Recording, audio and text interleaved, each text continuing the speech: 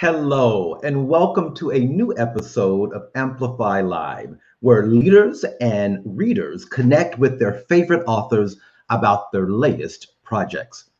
I'm Ray Jordan, and again, I welcome you. If you missed the other episodes of Amplify Live, go to amplifymedia.com and select free resources, that link in the top corner to watch those other episodes.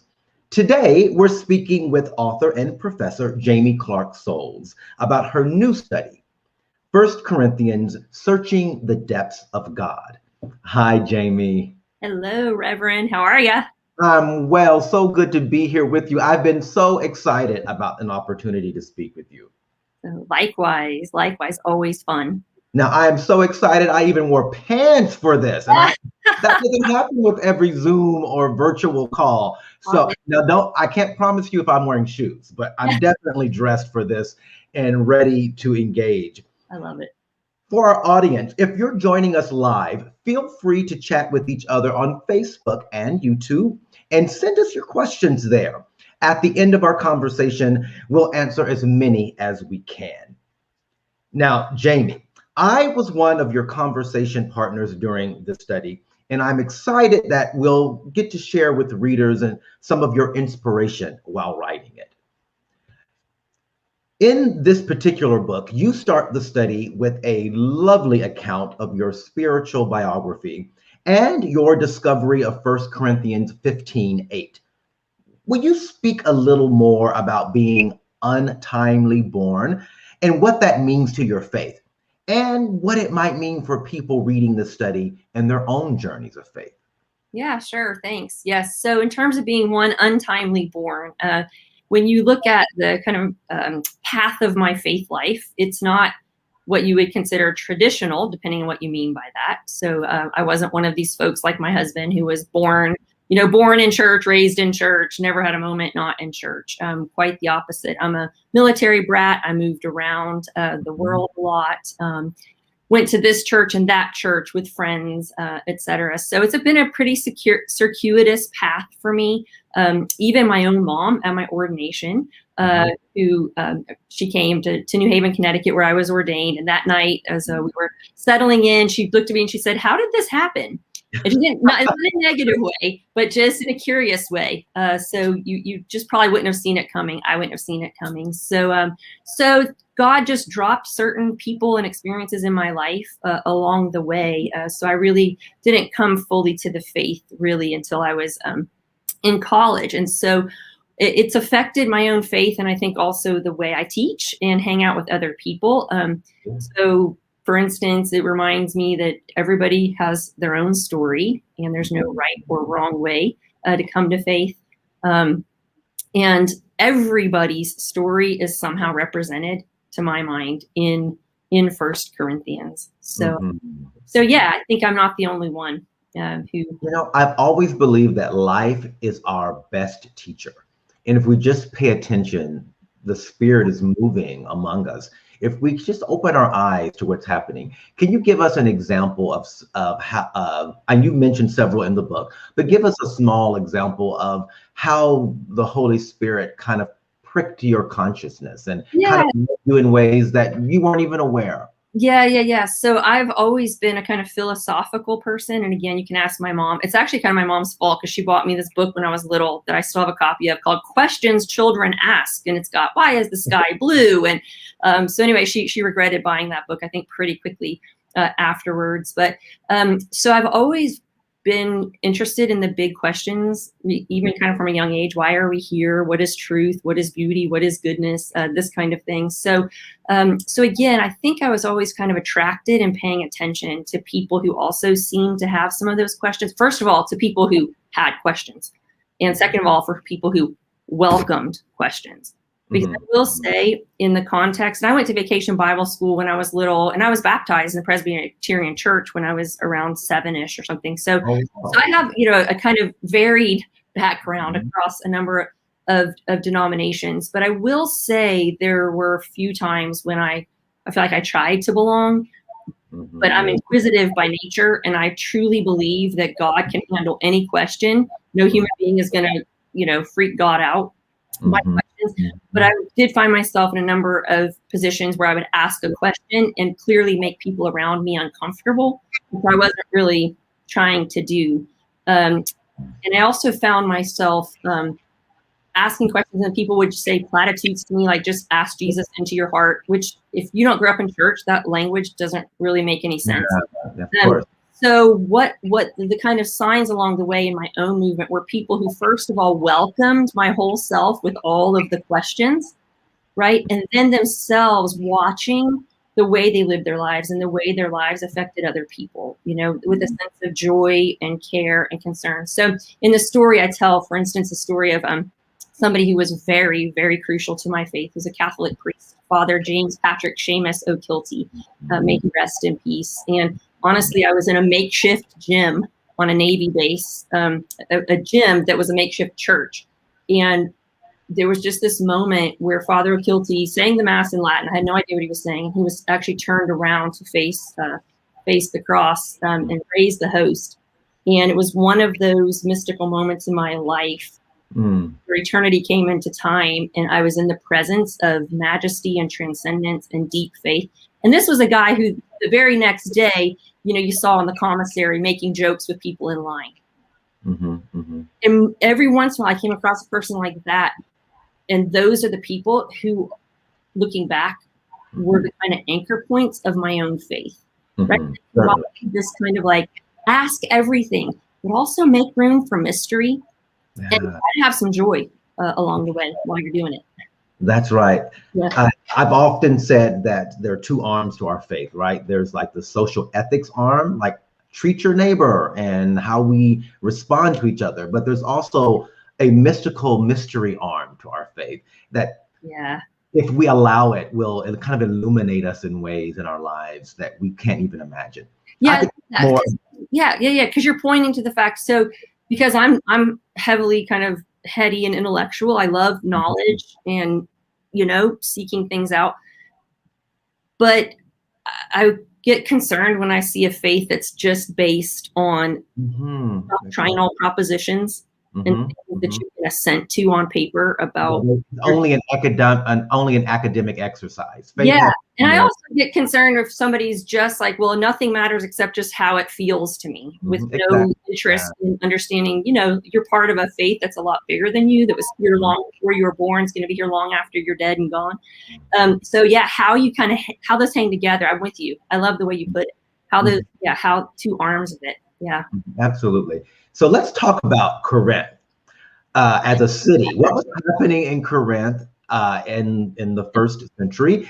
And I'm kind of interested in all of your world travels. Have you ever found a city that reminds you of Corinth as it was in the first century?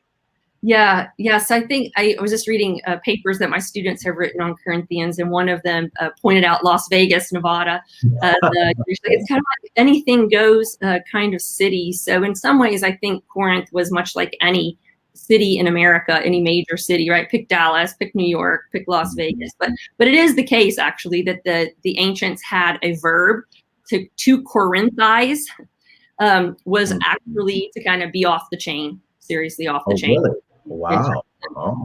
Just truly everything is possible, lawful, whatever. You can do whatever you want. And actually, I do have to put in a word for anybody who put it on your bucket list to do a Journeys of Paul trip sometime and go to Corinth and really get a feel, because even being there and seeing the kind of ancient city can help you really imagine the kind of world Paul was living in, which first of all was quite multicultural, right? I mean, it's a lot like ours in this way, right? Very multicultural. You go there, you see a temple to everything, Apollo, Asclepius, the god of healing, so the ancient hospital.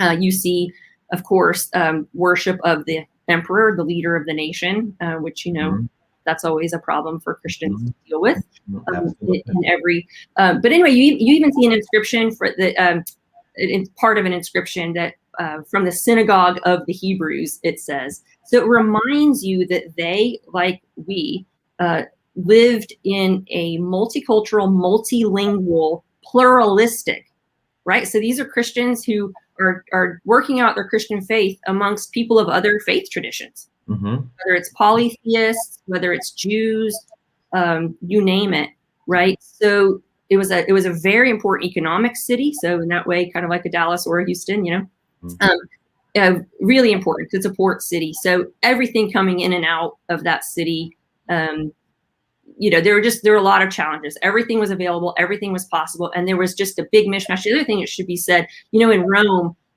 social mobility wasn't much of a thing, right? You're pretty much born and die in the same social class. In Corinth, actually, there was a possibility to change your social class. So there was kind of commerce and, economic, competition. It was just, everything was going on there. So very happening, bustling city filled with all of the promises and pitfalls of any metroplex.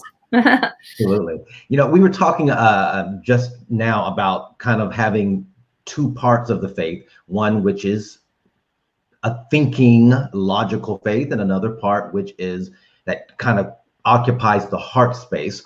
And the challenge of faith in some ways is to connect the two. Well, there's something that you write in the book about Paul that reminds me actually of that connection.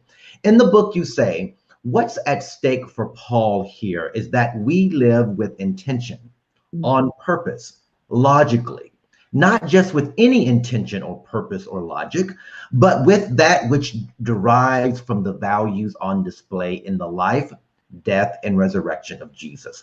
You go on to say, it's the logic of love.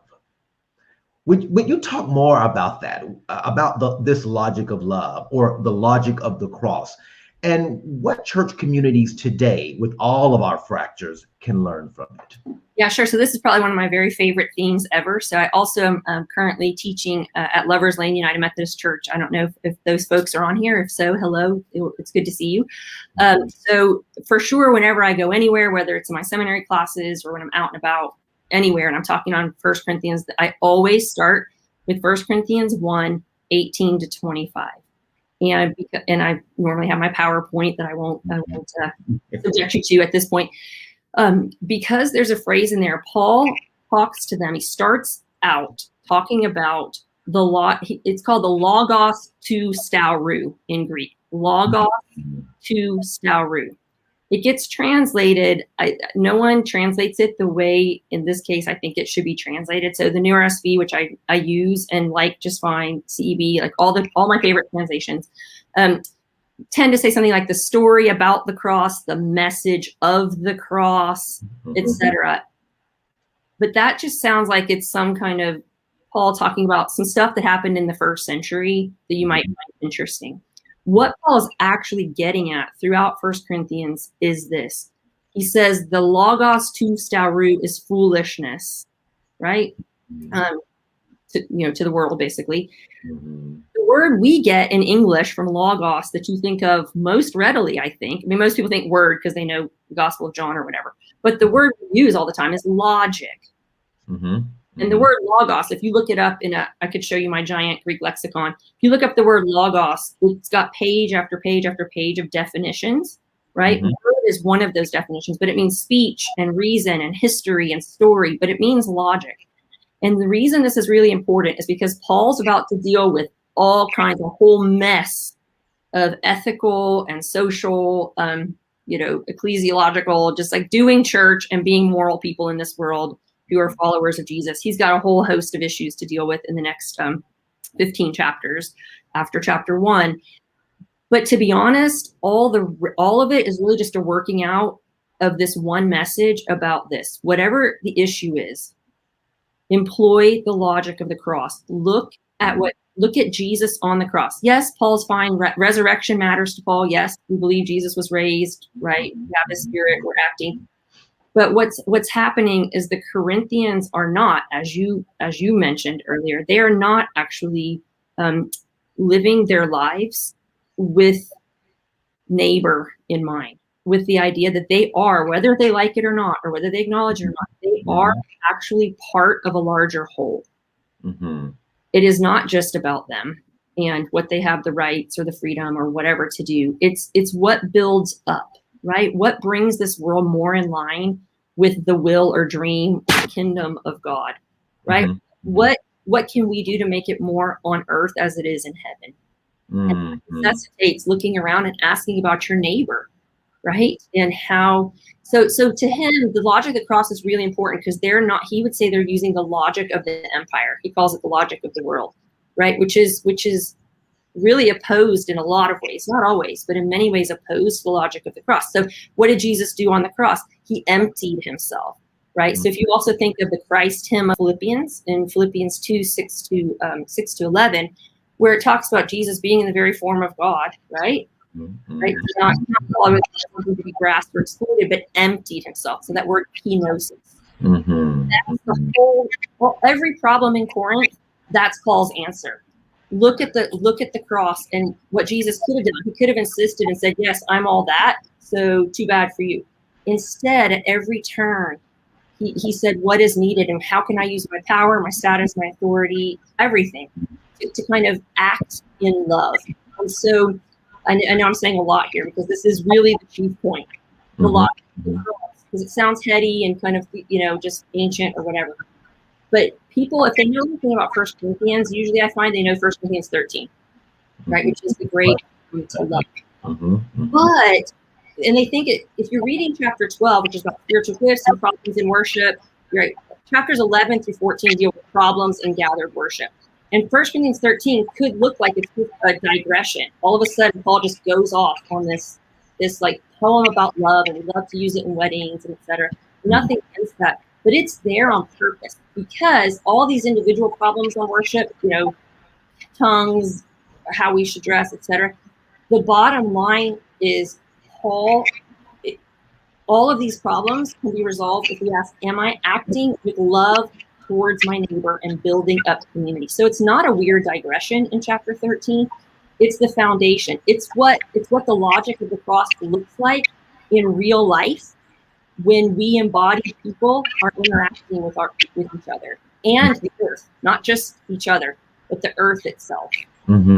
Right? So I can't get excited enough about this or emphatic enough about it, because it is the main point of 1 Corinthians. So it's interesting that you mentioned that Corinth is this cosmopolitan, metropolitan kind of place. Lots of stuff happening, not one of those quiet little hamlets in the desert that we often think of when we read scripture. Right. Bustling kind of place. And there are issues and conflicts and all kinds of social ills that need to be addressed. And Paul is addressing it. And you're saying that he's using the logic of the cross. He's saying, look to this. This is our moral compass. Exactly. So, is that what I'm hearing? So exactly. Following that thought then. That's a humility. So it's humility, which I don't think is really encouraged. Humility in our culture, I think, is equated with weakness. Anyway, I interrupted you. Go ahead. No, that's good, because that's exactly where I like us to go. Because Paul's letters to the church in Corinth cover so many topics, the same kinds of topics that we find ourselves struggling with today, such as sexuality and women's vocation and poverty. What advice do you have for pastors leading this study, and particularly for those pastors who want to engage in some of the issues that call our attention today?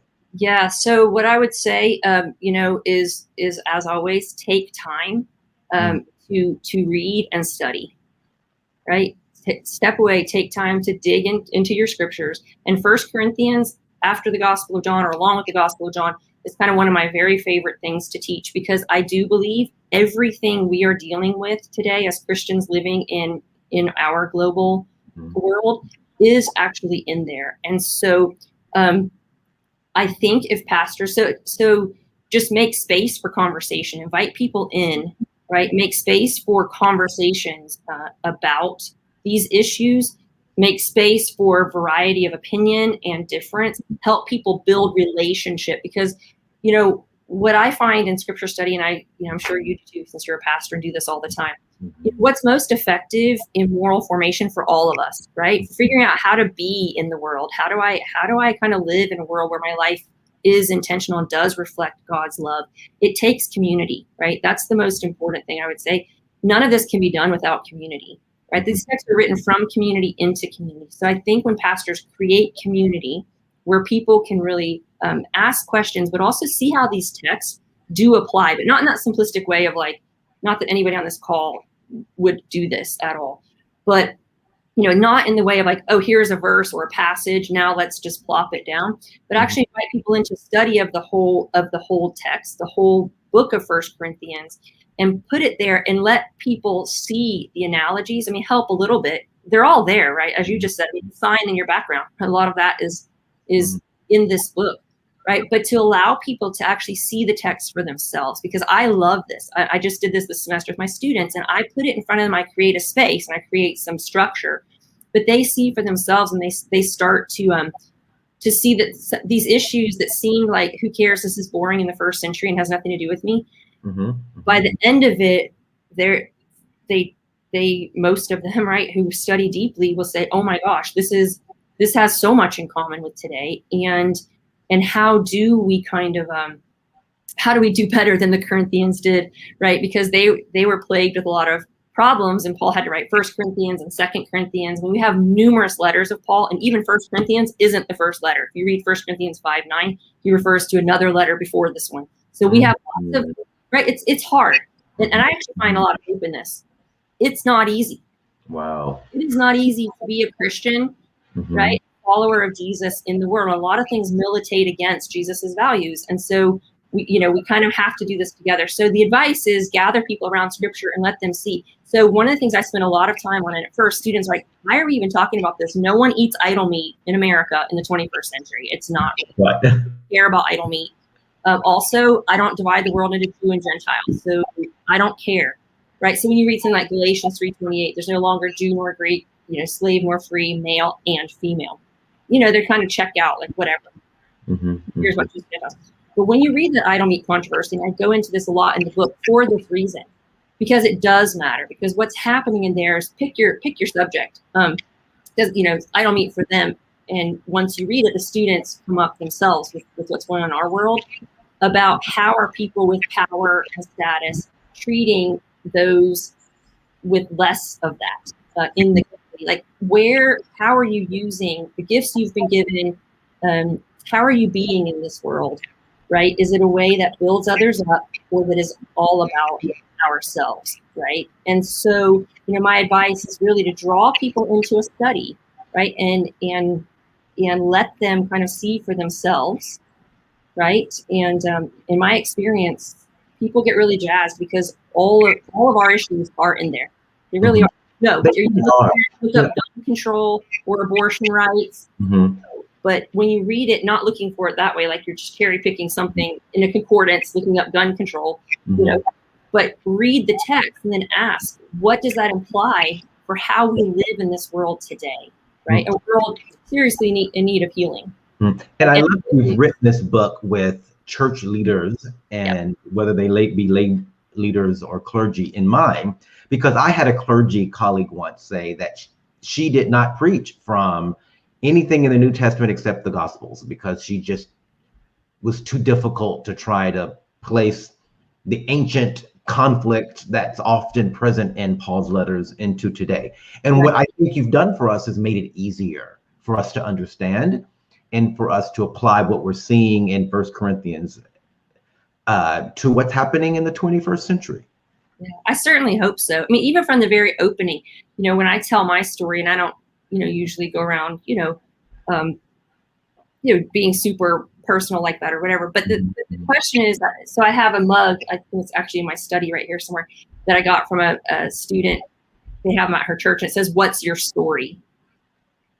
And, I think reading Corinthians, so whether you come to this as, as a clergy person or lay person, just somebody who's not even in the church, or who like me was on the outside of the church, kind of being like, I don't know what it's about.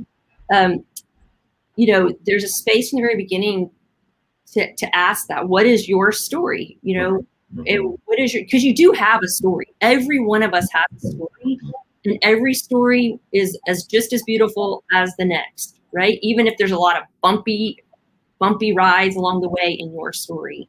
So I do hope that it draws people in, and that people can, like you said, and I try to use a lot of humor and be down to earth. There's a whole thing in there about how I had to wear pantyhose when I was an interim minister.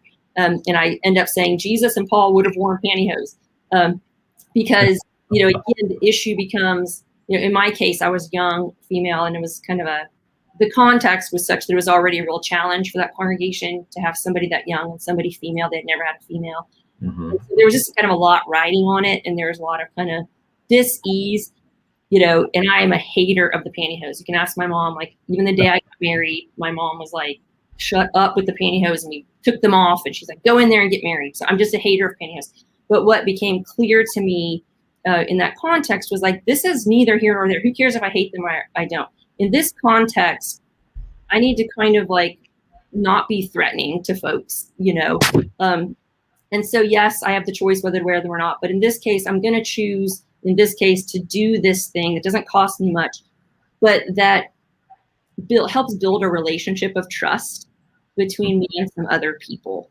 Insisting on, well, I have to do this or that, and this is stupid. But instead, like, is this really a big deal?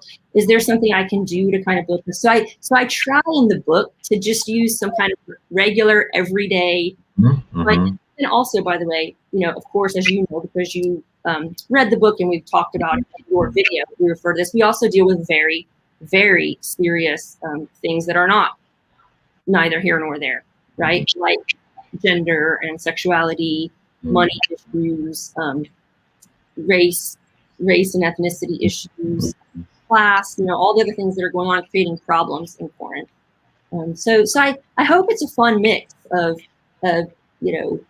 fun and engaging, and then also, wow, this is something to think more about as an individual and a community. So I want to tell our audience that they can submit questions for you. You can do it on Facebook or on YouTube, and we're going to be addressing some of those questions in just a moment. But before we move to audience questions, I have to ask you, because we promised the audience this would be a behind the scenes look, right, at how a book comes together. Was there anything in your research that surprised you, or were there any conclusions that you made in the book that maybe you would not have made those conclusions before having done the research to write it? Yeah, that's a great question.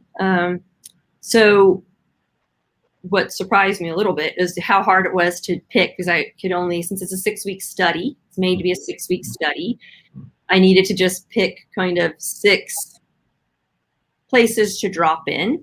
And to be honest, there's a lot more we could have talked about. And I'm hoping it's just a beginning of a conversation for people and they want to kind of dig in deeper. One of the things that maybe surprised me or I was reminded of that doesn't come across in English, because so a lot of times in the text itself, Paul is basically saying the word y'all, really? Instead of you individually, right? But the thing is, because we don't have that in English, we just have the word you that means you, Ray, or all y'all. Since we don't have that in English, it's tricky to figure out how to convey to people. I can't impress enough about the role of community in here and how serious community is, because it gives the impression that this book might just be written to you as an individual Christian to go around and just be worried about your own little, like, something really, I don't know, silly, like, don't smoke, don't drink, don't cuss, whatever. But it's way bigger than that. It's about how we do life together as community.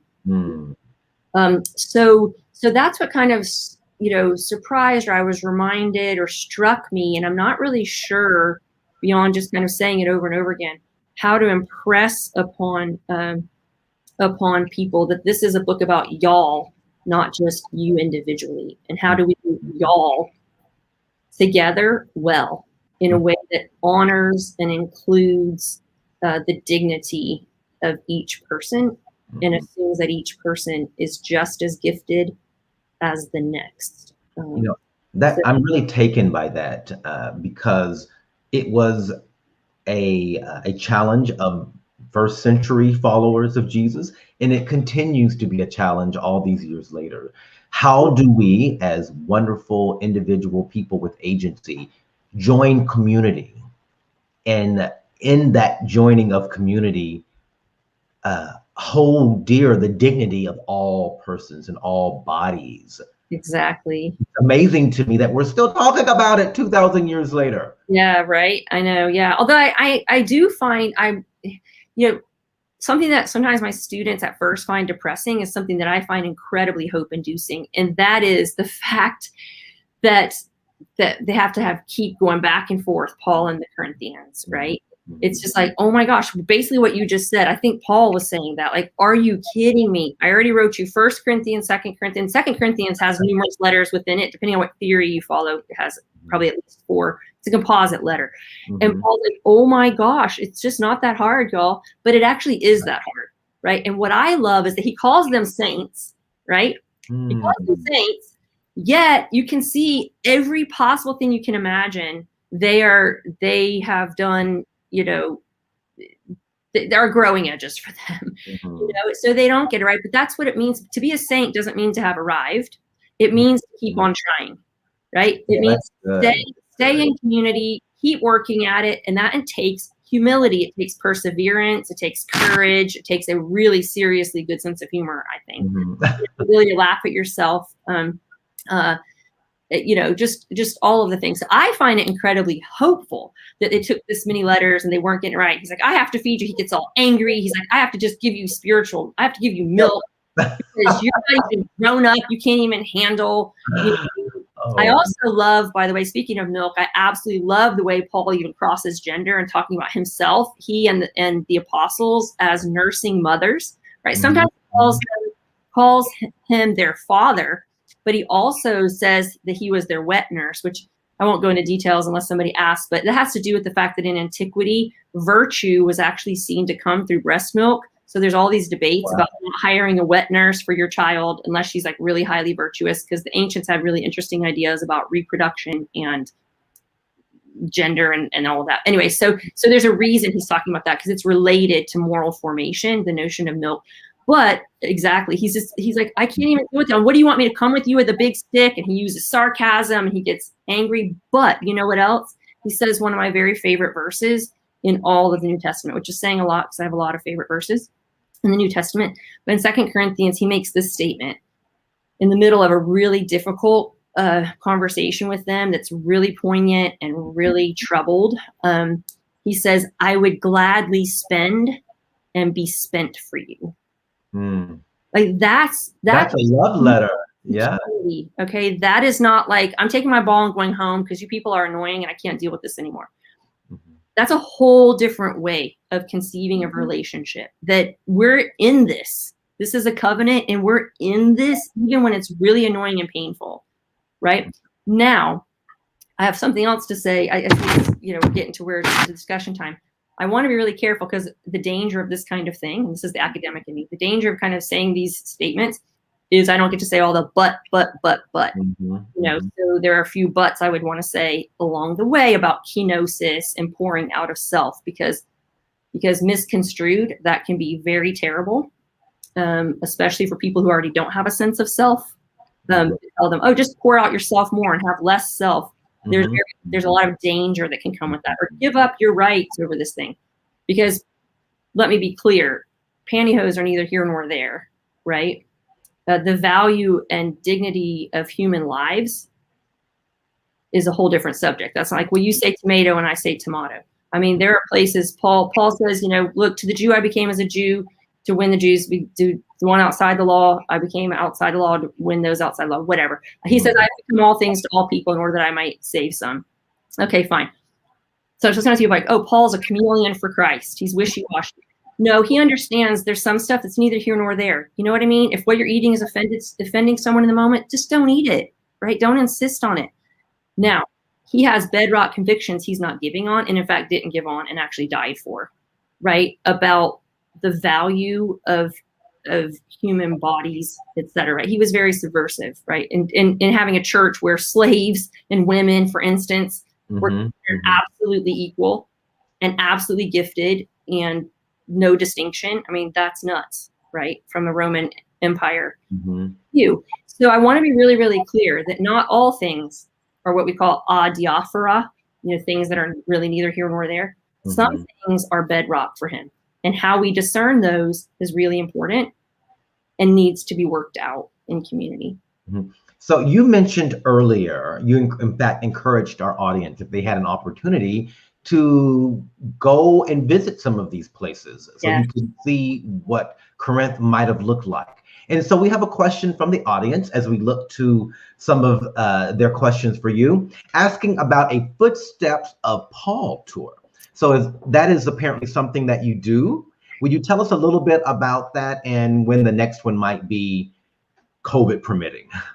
Yeah. So on that subject, so the last time I did one, the most recent one I just did, actually, I was just the private lecturer that went along with a certain particular church that hired me to come along. And before that, I was a guest lecturer through a company, EO, that does trips like this. So I'm not scheduled right now to do a Journeys of Footsteps of Paul one myself right this second. But when I am, just follow my website. All of this will be on my website for you. But I am leading. I will say I am leading. It's about to be announced in January 2023, along with some other folks. We're doing a big women's trip to the Holy Land. But anyway, that's another subject. So that's for women only.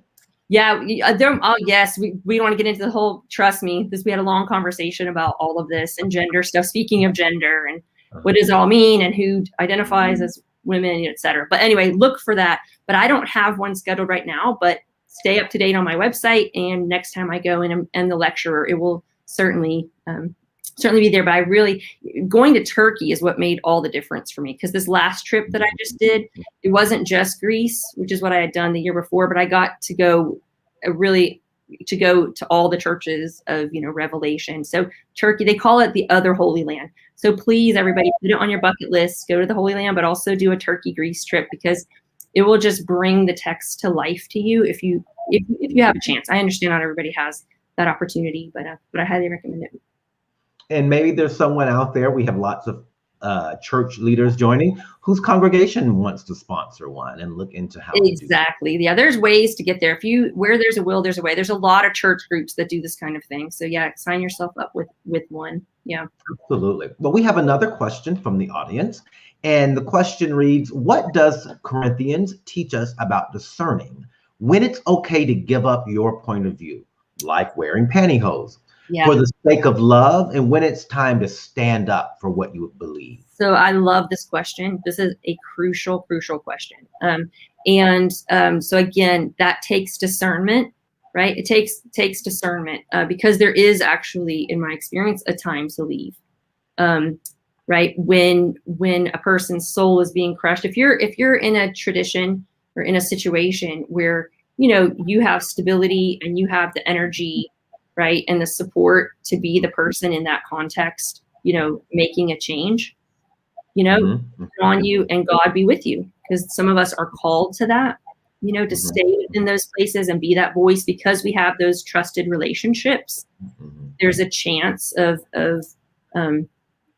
growth, right? But then there's a time where the relationship has become toxic and damage is being done. And that's the time to depart. And another thing I love about our scriptures, by the way, so we love to talk about unity, and the Bible talks about it, right? Have the same mind, even in 1 Corinthians, because they're struggling with factions. Okay, so Paul calls them to have the same mind, which is the mind of Christ. He'll go on to say later. So yes, unity, but that is our goal, right? But you see in our text, you see it in Acts, and you see it in Paul's own book so Galatians would be one example, right? But Paul in Acts, you see Paul and Barnabas part ways. You see tension, and what you see in Galatians 2, if you read Galatians 2, you see there's some debate about how to do Christianity, right? Because there's it was started as a Jewish phenomenon, so you have James and the folks at Jerusalem, with a call more to Jewish folks, and Paul feels specifically called by God to Gentiles, right? And so then there's questions about, do Gentiles have to kind of keep the Jewish law? And if so, how much? All of these questions that are getting worked out in the very first generations of our faith. And what you see exhibited is a willingness to come together to discuss where God is calling folks, and when necessary, to extend the right hand of fellowship and make an agreement that, hey, God is calling you to do that, and God is calling me to do this. I mean, there are times when, and Paul actually gets in Peter's face in Galatians because he feels that Peter is being a hypocrite. And when that happens, Paul is not afraid to, instead of going behind and like telling the next person and gossiping about this and that and, forming this group or that group, he goes to the root of the issue and has the courage to confront, the person. And from there, you see this also, by the way, in the Johannine epistles, where there's tension and there are times when folks cannot reside in the same home in a constructive way. And at that point, it's how do we best go our separate ways, follow God as faithfully as possible, and not spend all our time trashing each other, right? And instead using our energies for the building up of the kingdom of God. And it's very hard. I mean, I cannot sit here and say something and would never want to say anything platitudinous, because we're all in the middle of this right now in most of our denomination. It's kind of superficial thinking, why can't we all just get along? Because we're human and we care about these things. That's why. You know that phrase? Have you ever heard that phrase, where everybody thinks alike, nobody thinks very much? I have not heard that one.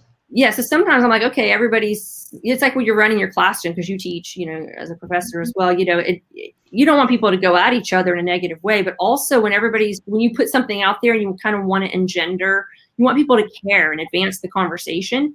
That's going to take well, I see it this way and I see it that way. And the worst is when everybody's like, well, Ray, that's just a really good point. I like your point. That's true. Where everything's just, okay, well, no one's invested in this conversation at that point. Right, it's that point and that, whatever, no one's invested. So how do we get engaged and invested and passionate, that's right, and also remain humble and constructive?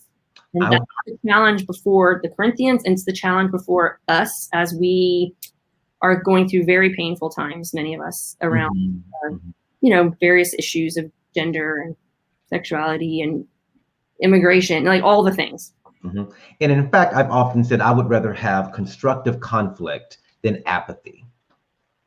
Right? Yeah. Exactly. Apathy is a definite. Yeah, because it means it matters to you. Right? Yeah. Well, apparently you have sparked some curiosity, because one question from the audience says, we want to hear more about the concept of virtue and wet nurses in the first century. So to be honest, if you want to hear about that at length, I recommend my colleague Alicia Meyer has a book called Blessed Among Women, and Alicia goes into that at length. But the bottom line is, and I guess this can get, I can't see my audience's faces, so I hope this isn't too over the top for them. But so the idea is, okay, I'll just say it. So the idea is they have this notion, the ancients have this notion that in procreation, so in the act of procreation, the male provides the seed. I mean, even we have that word in Greek, sperma, and that rationality, logic, the ability to think and reason, right, is generated by that seed. So it's there, and then in the womb, the baby grows, etc. And they have this idea. Gestation. Here's the short version. There's gestation, etc. So the baby's growing. The father, has implanted this kind of ability for rationality, etc.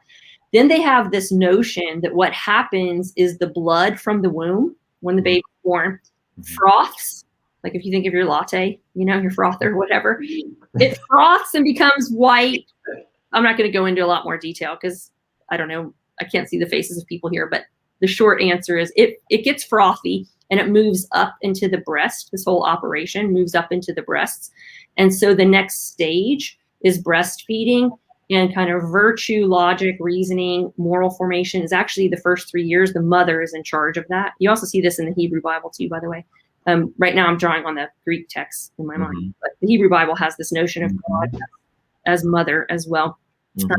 Anyway, and so you get this notion then, and so you see again this debate, because this guy is writing to his son saying, your wife needs to nurse your child, because unless you can find a wet nurse of the utmost virtue, because the moral formation of the child is attached to the breast milk.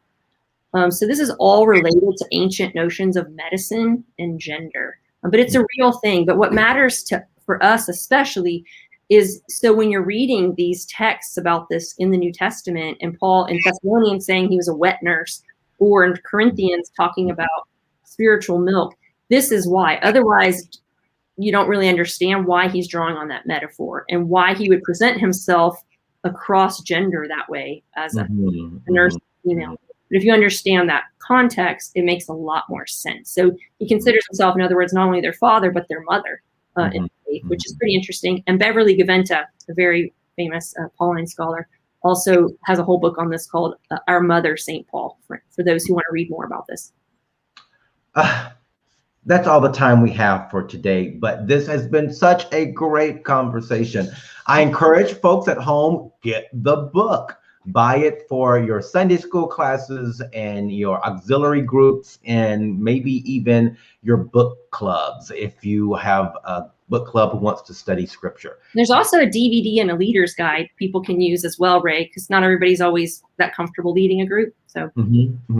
Perfect. Yeah. Thank you, Reverend Dr. Jaime Clark-Soles. I know people will be inspired by reading your new study.